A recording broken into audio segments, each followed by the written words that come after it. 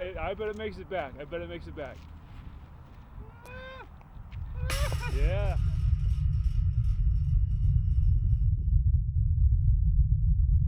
We're out here at Expo Park and it's cold, and that means the skip shot is in play.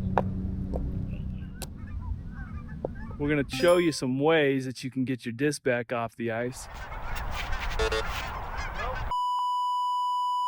If for some reason your skip shot goes bad. Let's talk about the ice. Don't go out there. It's not worth it. This is what you're trying to avoid. Somebody made the bad life decision to go out on that ice to get that disc. There's at least a foot of mud under that ice and water once you fall through. Is that DX Katana really worth it?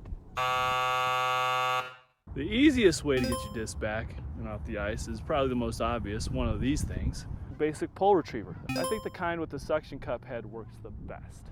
Just use your suction cup thing, pull it back, no problem. But today we're talking about discs that are a little further out, like that one. This brings us to your next best option, a golden retriever, your standard retriever with a rope on it. In this video, we were using something called the claw, which is a different variation on the retriever. Same principle. These things work okay, but the main problem is placement.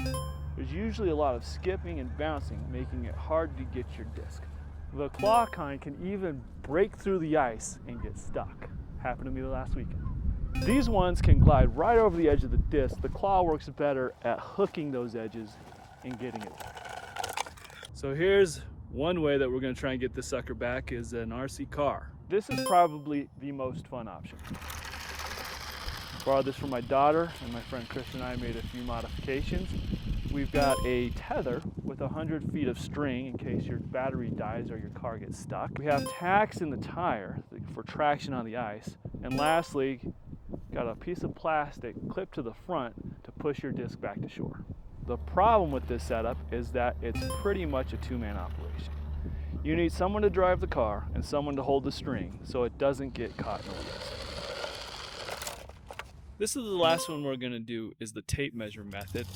The metal tape on this one's a little thicker and less likely to buckle when you're going out there to get your disc. But really what makes this work is this attachment. This is a custom 3D printed hook that glides over your disc, hooks onto it, and brings it back. Just know you're only going to get it if it's about 32 feet out there. One last tip, put your name on your disc. Just don't be this guy with two names because that's my disc and skip shot. Hole 13, it's in